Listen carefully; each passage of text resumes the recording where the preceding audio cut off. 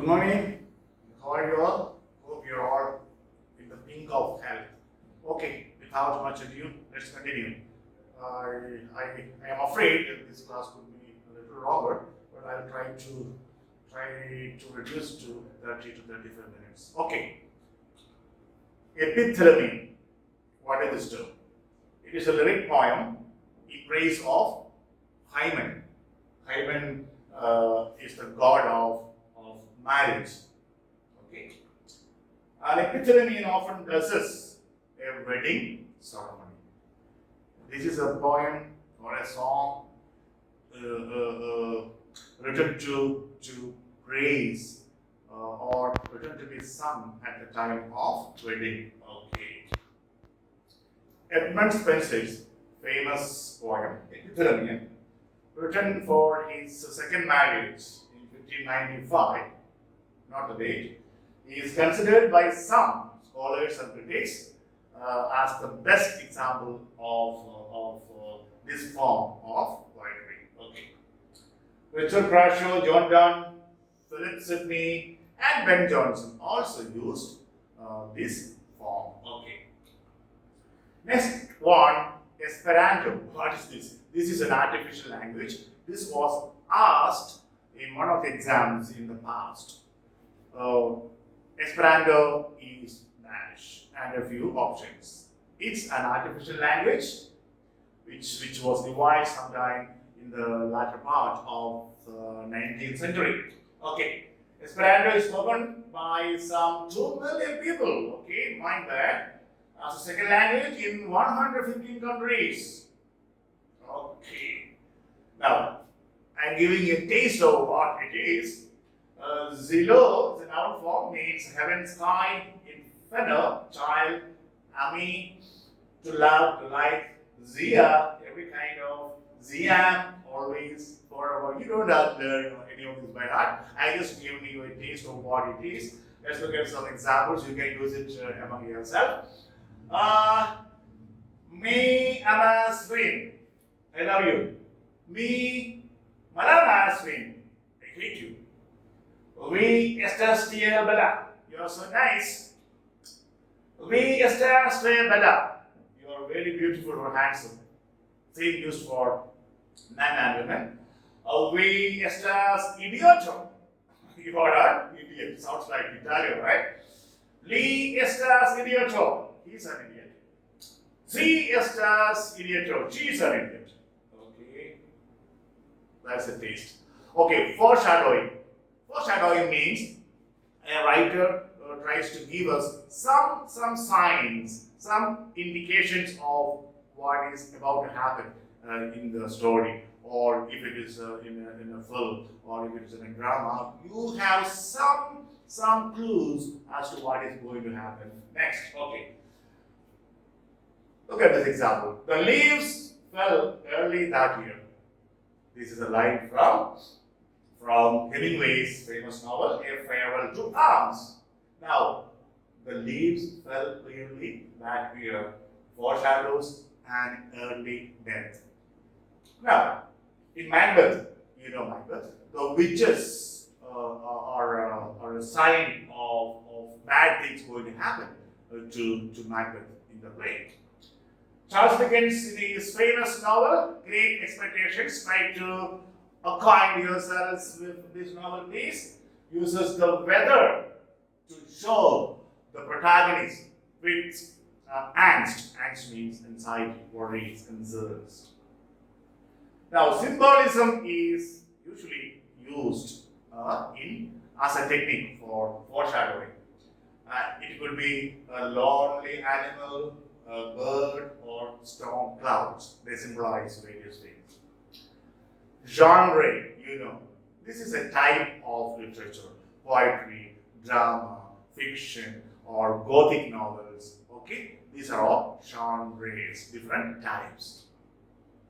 See, epic, comedy, pastoral, tragedy, allegory, parody, then magical realism, utopian or dystopian fiction, thrillers, fantasy, romantic comedies. All these are various genres, different kinds of literature. Okay. Facticity. What is facticity? This comes from phenomenology, I think propounded by Edmund Husserl, a German philosopher. What does it mean? It simply refers to the condition of being an objective truth or fact. Your facticity means your being in this world. So facticity refers to a fact, an objective truth, a being that is there. Okay. Now, going a step higher, it means that one's being, your existence, or my being, my existence, has a pre-phenomenological or pre-linguistic materiality. That means, according to phenomenology, your experience is based on, or your knowledge is based on your sensory experiences. Okay, that means you see something there. Now, what you see, what you experience has a being before it. Okay, it is not just the language. For example, language creates a reality. No, language doesn't create a reality. The reality exists before language. Okay. Similarly, your being has a pre-phenomenological existence. It's not that I am here from your perception, a kind of Hegel's philosophy of idealism, that according to him, reality is created by the mind. It doesn't exist. No. But here, a being is already there. No matter whether you observe, you perceive. No matter whether the language describes it, it is already there. Okay. Facticity, in other words, means a being, an object, as existing there, independently of your perception. Okay. False consciousness. This simply means, if I read and write down notes later, let me explain in simple words. It simply means certain wrong, false beliefs about things around us. And in Marxist theories, this is a set of beliefs which are practiced by a group of people, and they need to be corrected. They need to be enlightened to liberate them from such false beliefs. This is known as false consciousness, false knowledge, false awareness of things. Okay. Foregrounding. This means making something prominent, making something seem or look more important, more attractive, something that draws the attraction of the readers. Now, this term was invented by Victor Sklowski. How does a writer achieve this effect? How does a writer attract your attention? They try to violate the rules of grammar, the rules of linguistic structures. When I say or when I make a grammatical error, consciously or unconsciously, suppose I say, I goes to school, suddenly your attention is brought to that statement. Sometimes the writers do it deliberately to draw your attention, and then you focus on that, and some meaning may be evolved from that. Okay. The immediate purpose is to make something strange in order to achieve defamiliarization. We have already seen what is defamiliarization is. Making things look strange. Ordinary things are made to look extraordinary. Okay. Look at this example. Don't be such a harsh parent, father, and don't father me. It has already drawn your attention. That means don't try to have so much of control over me. Don't be so tyrannical, father. Okay. Gothic novels. What are they? They are novels which have have a lot of violence, a lot of horror, a lot of bloodshed, a lot of strange, weird things happening. And these are set, in wild, stormy landscapes, eerie manners, very, very deserted castles, etc.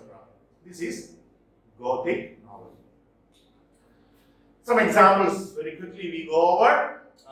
Frankenstein by Mary Shelley, The Castle of Otranto by Horace Walpole, then The Mysteries of Udolpho by Anne Radcliffe, Dr. Jekyll and Mr. Hyde, Northanger Abbey by Jane Austen, Wuthering Heights by Emily Bronte. A very, very important novel. Please, you must read this if you have time.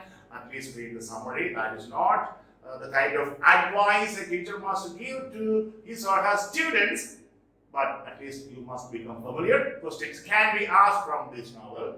The only novel written by Emily Bronte. Had Nobel Prize been there those days, during her days, she would definitely have won. Okay. Grand narratives.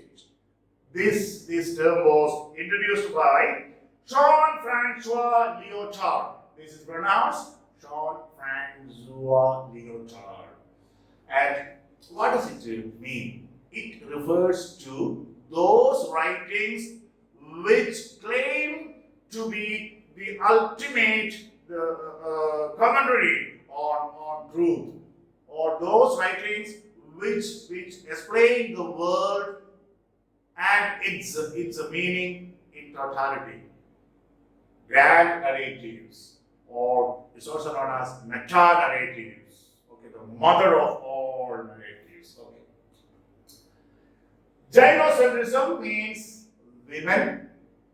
women-centered. Okay. In critical practice, it refers to the presumption that the reader and the writer of a literary text are both female. The writer is female, and those who read the books written by the women writers are also female women. Okay.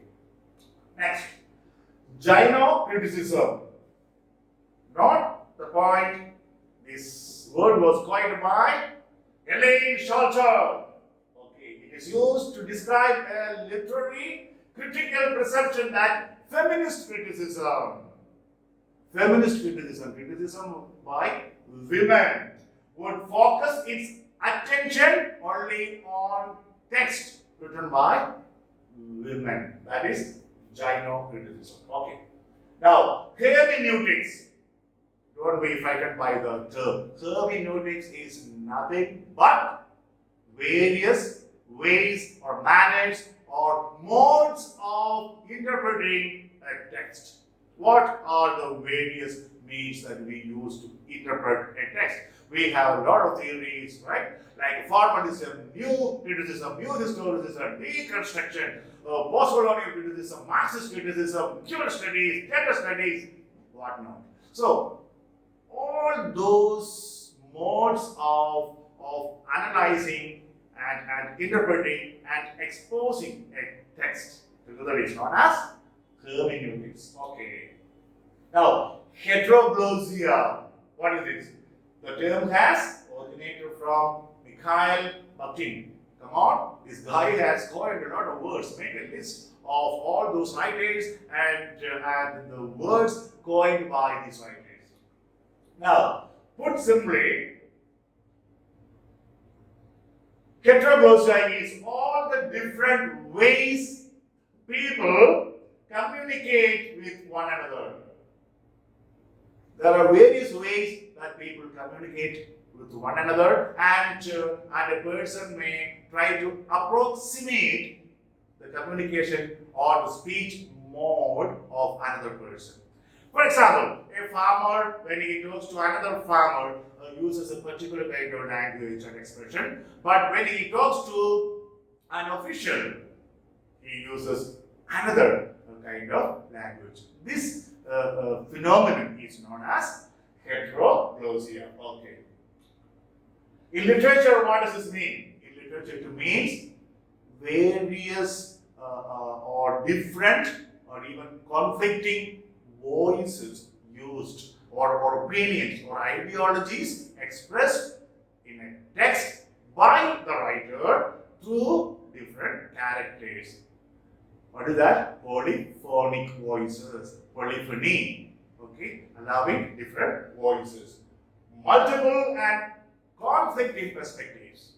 Okay. Hyperreality. What is this? This is a kind of reduplication of an object or of a thing. And it is usually very photographic. So it is given here the meticulous reduplication of the real, preferably through another reproductive medium such as photography. This is known as hyper reality. It is not exact but very, very close to the real object. Okay, hyper reality, a reproduction of the reality. Implied author.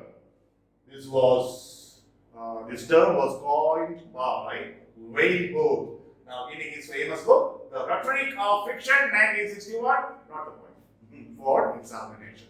Now, what is this implied author? Let me explain in simple words. Now, the description or explanation given here is more formal. That's because I want you to take these notes down in a very formal manner. What is it? Simply put, this is certain clues in a text, certain events, certain situations, certain ideas expressed either by the protagonist or by the narrator, okay, or by the writer, give us a kind of feel that this writer is not actually reflected in whatever is said in the text. The real writer hidden in the text is somebody different. He has probably some other philosophy of life that we have gained, that we have drawn out from the available resources or elements in the text. That unknown, hidden writer and his ideas, which are not explicitly stated in the book, is known as implied author. Okay. Yes, or intentional fallacy. What is this? This is very important term, by the way, and it was coined by who? W.K. Wimsatt and Monroe C. Beardsley. Very important. This was asked once. What is this fallacy? This is the error of judging or interpreting a text based on a guess on the intention of the author. The reader is trying to elicit the meaning of the text by guessing what was the intention behind writing this book. What was the intention of the author in writing this book? This is known as intentional fallacy. Trying to judge a book or interpret a book with reference to the author's intentions. You don't have to go to his intentions. Let his intentions be anything. You judge a book as an autonomous entity. Okay? Interpellation. This was a term introduced by Louis Althusser, a French Marxist philosopher. Note that. What is this? It is a process in which we encounter our culture's values and internalize them. So, have you understood? No. To put it simply, this is the process of an individual learning the values, the morals, or the cultural elements through interaction from the time that individual is born. When a child is born, a baby is a girl or boy. Gradually, the baby girl begins to dress differently from the baby boy and also talks and behaves. So this interpolation means how an individual is conditioned to behave, to speak, to live in certain way. And this process of acquiring those values in society is known as interpolation. Okay. Interpretive community.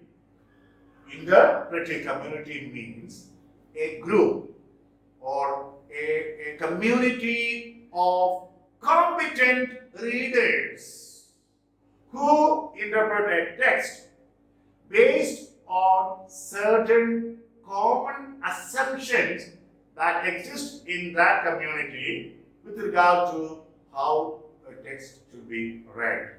So, in simple words, it's a group of very competent, scholarly readers whose reading of a text, is conditioned by certain general principles of how to read a text and what to be found from a text. This is known as interpretive community. Okay. Intertextuality.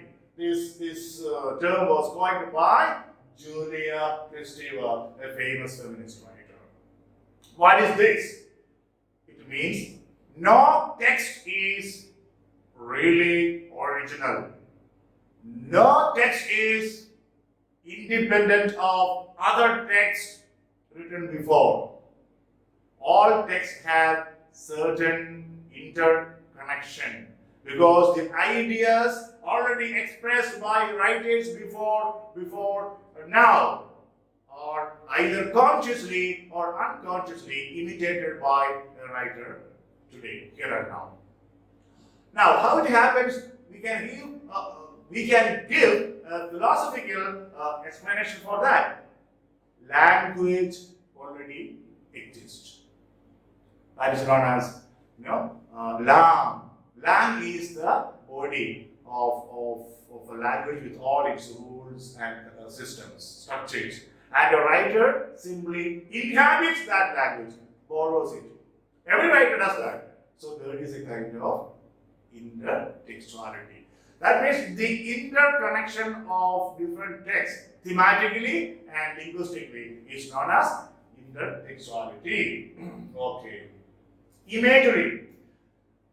I just added this. These are elements of a poem that appeal to any of your senses. Let me go ahead. Poems that use excellent imageries are Preludes by Eliot, Ode to the West Wind by P.B. Shelley, and Daddy by Sylvia Plath, and At Black River by Mary Oliver. Okay, these are a few examples of imagery. Even Keats's Ode to Autumn has excellent images there. Now, you must draw a difference between imagery and symbols. In simple words, a symbol and an image both are objects from nature, but their functions are different. A symbol stands for something else, for a quality, for a virtue, whatever. A symbol stands for. A rose stands for purity, for beauty. Or blood stands for sacrifice. Water stands for purification. But images are used in a poem to create an ambience, an atmosphere that will clearly give the readers a feel of what is happening. But symbols are connotative. Symbols connote or stand for something else. Images have a function of creating an ambience.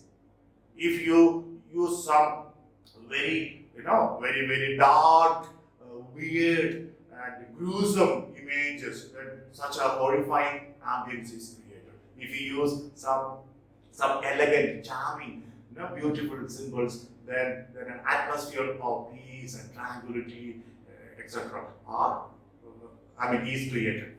Okay, this is the difference.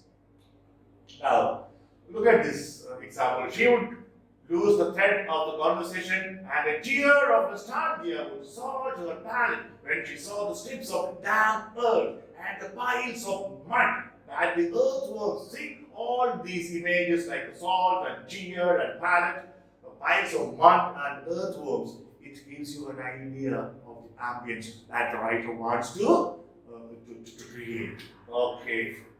This is taken from 100 Years of Solitude by Gabriel Garcia Marcus, the father of magic realism. Okay. Imagism. It is connected with, of course, imagery. Imagism was a movement that started in the early part of the 20th century, and the basic feature of imagism was that a writer must use as few words as possible and the most appropriate image to communicate the ideas. So, preciseness or conciseness, economy of words, and the image used in colloquial language. These were the main features of imagist movement. Okay. These are some of the poets who really used imagist convention. Now, look at this example. Excellent imagist poem, just a two-line poem by Sappho. The apparition of these faces in the crowd, petals on a wet black bow. See here, the subway, metro, the crowd is there. Now, that ambience is now compared with natural world, petals on a wet black bow. Okay, it's a description of the people, in an urban situation against the serenity and tranquility of the natural world. See, just two lines, simple words and colloquial language. Okay, that's enough.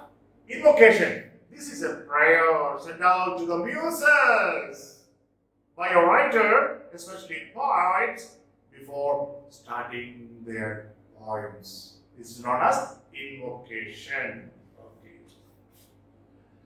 Homer and Virgil and John Milton, they have all used this privilege of invoking to different muses for inspiration and assistance as they went about writing their poems. Okay, lay. This was asked once. Okay, they gave it's like for odd word out, odd or double D word out. It may be a song, a melody, a simple narrative poem, or a ballad. So a lay can be any one of these four. Lyric is a short poem which gives expression to one's feelings, one's ideas, one's thoughts. That's a lyric. The lyric is different from elegy, okay? A lyric gives expression to one's deeply felt thoughts, ideas, feelings, philosophy of life, etc. These are some of the examples of lyric. You can just have a look at these, and if you have time, please try to Google and to read these poems. Magic realism. In simple words, it is the process adopted by a writer to mix fantasy with realism.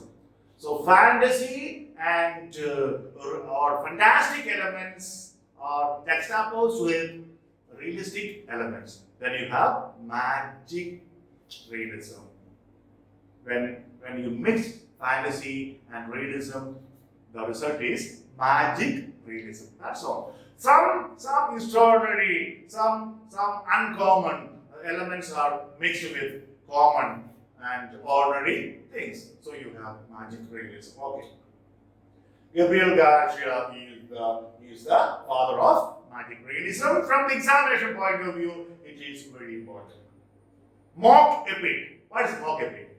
Epic is a war which is concerned with the hero and the hero's great adventures, heroic deeds, and it is presented in majestic, noble language.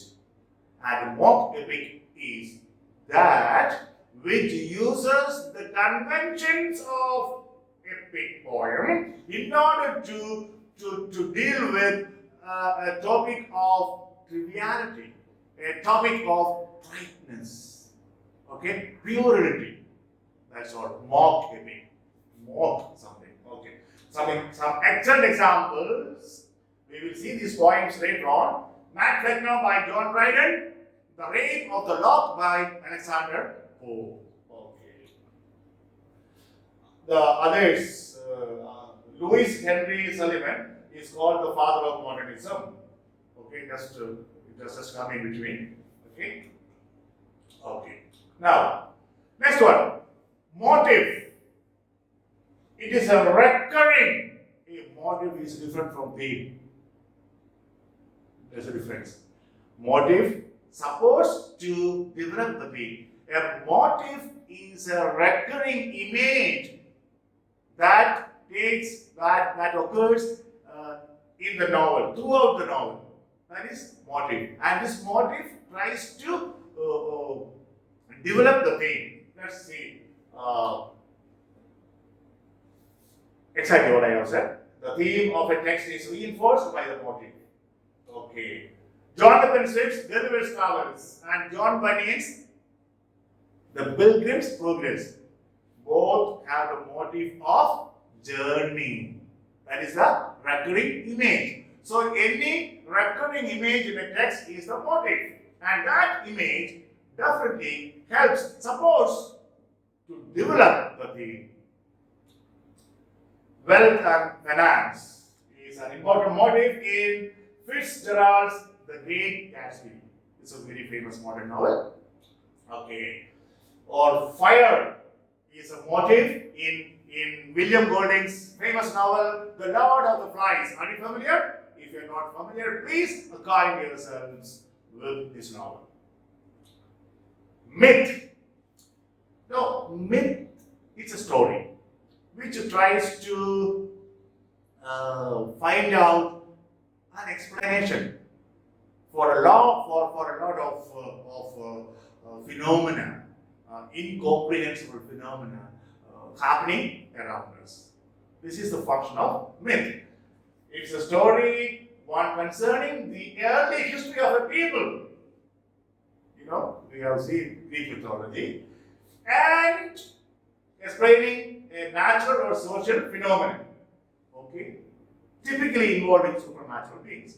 So myths are used to narrate the story of a group of people, or they are used to explain certain natural phenomena, like in Greek mythology, lightning, thunder, storm, all these things were very incomprehensible to them. So they created some myths connected with the fury of God or the anger of God, creating all these things. Okay. Negative capability. This is the term first articulated by John Keats. What is this? Understand. This is the ability of a writer, as he writes a poem or a novel, whatever, to remain in uncertainties about something, to remain in a state of mysteries about something, to remain in doubt about what he is narrating without rationally questioning. So when you and I read a novel, we try to question. Oh, this does not stand to reason. This is beyond all rationality to understand.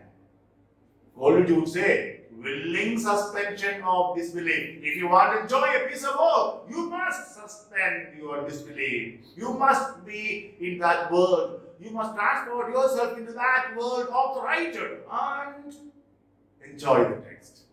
So this negative capability is the ability of a writer, as he writes, whatever he writes, to remain in mysteries, in uncertainties, in doubts, without applying the power of his reason or rationality. This is negative capability. Okay. Objective correlative is a term coined by T.S. Eliot in his famous essay Hamlet and His Problems. What is this? This, the description you can write down later on. Now you listen to me and understand.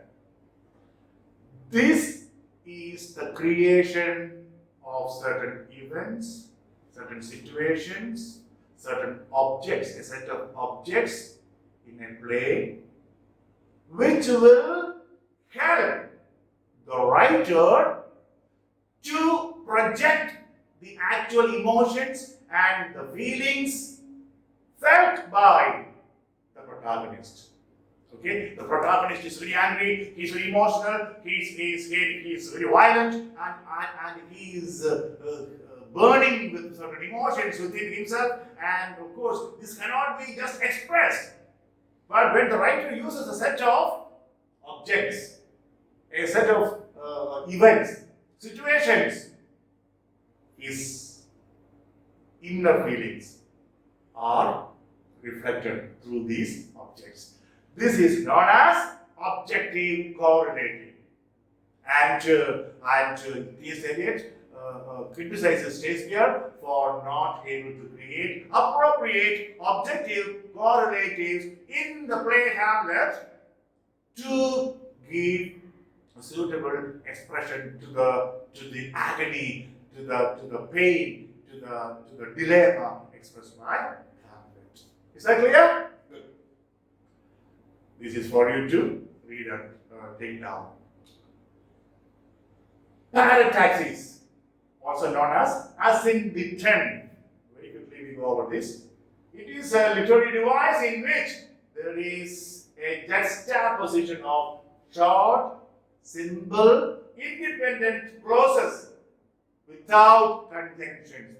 Generally, when you this is a rule in grammar, you cannot just go on adding clauses after clauses, means independent sentences with a comma. You must use conjunctions or semicolons or sometimes full stop. But what happens here? Some writers, instead of using conjunctions, they continue to link independent clauses. Look at examples. I came. This is an independent sentence, but there's comma. I saw. I conquered. I came and so I saw and I conquered. That could be the correct one. Okay. Look at the next example. It melts in your mouth, not in your hands. It should have been, it melts in your mouth and not in your hands. So it is close. It is the process of putting clauses, independent sentences together without coordinating conjunctions. Fanboys. I'll tell you what they are. Okay, what are these coordinating conjunctions? This is a sentence from Toni Morrison. Toni Morrison, I think, died recently. 124 was spiteful, full of a baby's venom. It's short sentences. The women in the house knew it, and so did the children. For years, each put up with the spite in his own way. Now, blah blah. See, without using conjunctions, independent clauses come one after the other. Okay, sometimes they put full stop, fine, but this style is normal. In some places, conjunctions, coordinating conjunctions can be put, but the writers don't put coordinating conjunctions. This phenomenon is known as parataxis. Okay. Now, the opposite of parataxis is hypotaxis. What is that? Sentences are coordinated. Polysyndeton. What is polysyndeton? It's very easy. It refers to the use of overabundance of coordinating conjunctions. Paradox not using conjunctions. But polysyntheton is using too many conjunctions. He ate beans, and he ate rice, and he ate burgers, and he ate corn dogs, and he ate fish, and he ate cake. Too many conjunctions. That's known as polysyntheton. Just remember, be acquainted with these terms in case these are asked, and there is every probability that some of these would be asked. Take these lessons very, very seriously. Questions can be asked. And getting one question wrong will bring your rank down. So, be thorough. Learn it once for life. Once you learn, once and for all. We use that idiom right now. Learn it once and for all. And this is for life. It will remain with you until you are taken to your graves. Just learn these things. And these will remain with you forever and ever and ever. Amen. Okay. So, that is the end. Like yesterday, I think today also, I think have forgotten to give you a quote. Don't worry, more quotes will come later. That's all for today. Okay then, we may have one or two more lessons on literary terms, and those terms will mostly be from modern theories. Okay then, till we meet for those lessons, take care, be happy. I shall pray for you that you are all inspired to work harder and harder and harder until you find your dreams realized.